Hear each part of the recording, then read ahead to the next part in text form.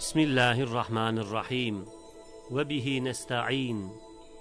Elhamdülillahi Rabbil alemin. Vessalatu vesselamu ala seyyidina Muhammedin ve ala alihi ve sahbihi ecma'in. In the name of Allah, the Merciful, the Compassionate, and from Him do we seek help. All praise be to Allah, the Sustainer of all the worlds, and blessings and peace be upon our Master Muhammad, and on all his family and companions. There must then exist and be provided with the property of life, conscious and animate beings that animate the skies, the suns and the stars, bestow upon them their vitality, manifest the result of the purpose for the creation of the heavens, and receive address from the glorious Creator. These creatures of a nature suited to the heavens are none other than the angels. Similarly, the innermost essence of life symbolically proves the pillar of belief in the prophets. For the cosmos was created for the sake of life, and life is in turn one of the supreme manifestations of the living, self-subsistent and eternal one. It is one of his most perfect designs, one of his most beauteous arts. Further, the eternal life of Allah shows itself only through the sending of messengers and the revelation of books. If there were no books or prophets, then eternal life would remain unknown. When a man speaks, he is recognized to be alive. Similarly, it is the prophets and revealed books that make manifest the words and decrees of the being who, from behind the world of the unseen that is veiled by the cosmos, speaks, talks, and emits his commands and prohibitions. Just as the life existent in the cosmos bears decisive witness to the necessary existence of the living and eternal one, so too does it point to and indirectly confirm the pillars of belief in the sending of messengers and the revelation of scriptures. For these are the rays, the manifestations and relations of that eternal life, and especially the messengership of Muhammad, peace and blessings be upon him, and the Quranic revelation, since they are like the very spirit and intellect of life. Their veracity is as indisputable as the existence of this life. Life is, then, the distilled essence of the cosmos. Consciousness and feeling are the distilled essence of life. The intellect is the distilled essence of consciousness, and the spirit, finally, is the pure and unsullied substance, the stable and autonomous essence that lies at the heart of life. So too the life of the Prophet Muhammad, peace and blessings be upon him, in both its outer and inner aspects, is distilled quintessence of life and the spirit of the cosmos. And the messengership of Muhammad, peace and blessings be upon him, is a pure and distilled essence of the feeling, the consciousness, and the intellect of the cosmos. Rather, the life of the Prophet Muhammad, peace and blessings be upon him, in its outer and inner aspects is, as the centuries have borne witness, the very essence of the life of the cosmos, and the prophethood of Muhammad, peace and blessings be upon him, is the very light and essence of the consciousness of the cosmos. The Quranic revelation is also the spirit of the life of the cosmos and the intellect of its consciousness.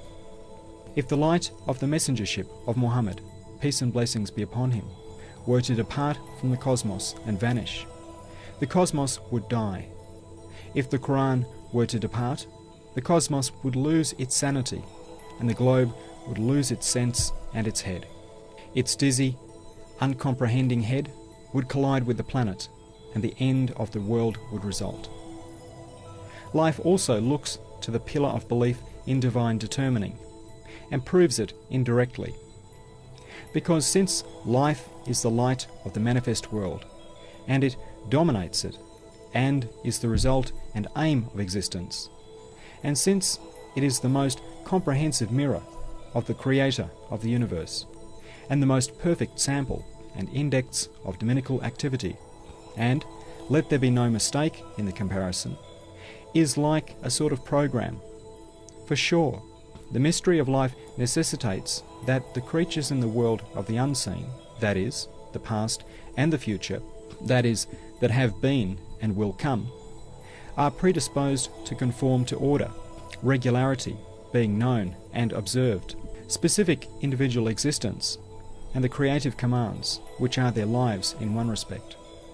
The original seed of a tree and its root, as well as the seeds contained in its fruit and final outcome, all manifest a sort of life, no less than the tree itself. Indeed, they bear within themselves laws of life more subtle than those of the tree. Similarly, the seeds and roots left by last autumn, before the present spring, as well as the seeds and roots that will be left to the subsequent springs, after this spring has departed, they all bear the manifestations of life, just like this spring, and are subject to the laws of life. In just the same way, all the branches and twigs of the cosmic tree each have a past and a future. They have a chain consisting of past and future stages and circumstances. The multiple existences and stages of each species and each member of each species, existing in divine knowledge, forms a chain of being in Allah's knowledge, and both its external existence and its existence in Allah's knowledge is a manifestation of universal life that draws all the aspects of its life from these meaningful and vital tablets of divine determining. The fact that the world of spirits, which is one form of the world of the unseen, is full of the essence of life, the matter of life, and the spirits, which are the substances and essence of life, demands and requires of a certainty that past and future, which are another form of the world of the unseen and its second segment, should also receive the manifestation of life. In addition, the perfect order, meaningful circumstances, and vital fruits and stages inherent in the existence of a thing within Allah's knowledge also demonstrate the manifestation of a sort of life.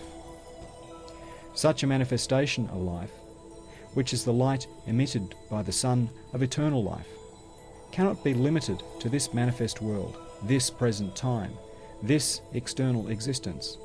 On the contrary, each world receives the manifestation of that light in accordance with its capacity, and the cosmos, together with all its worlds, is alive and illuminated through it.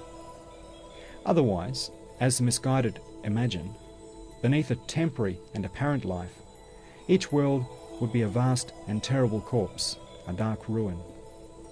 One broad aspect of the pillar of faith in divine determining and decree is, then, understood through the mystery of life and is established by it.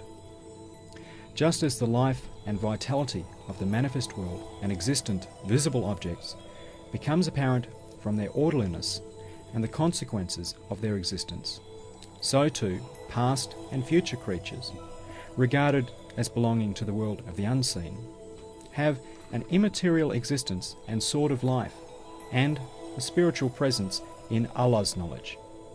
The trace of this life and presence is made manifest and known by means of the tablet of divine determining and decree, and through all the stages and circumstances of their external lives and existences. Third part of the addendum. A question related to the resurrection of the dead. The frequently repeated verse, إن كانت إلا صيحة واحدة. It will be naught but a single cry. And the verse, وما أمر الساعة إلا كلمح البصر.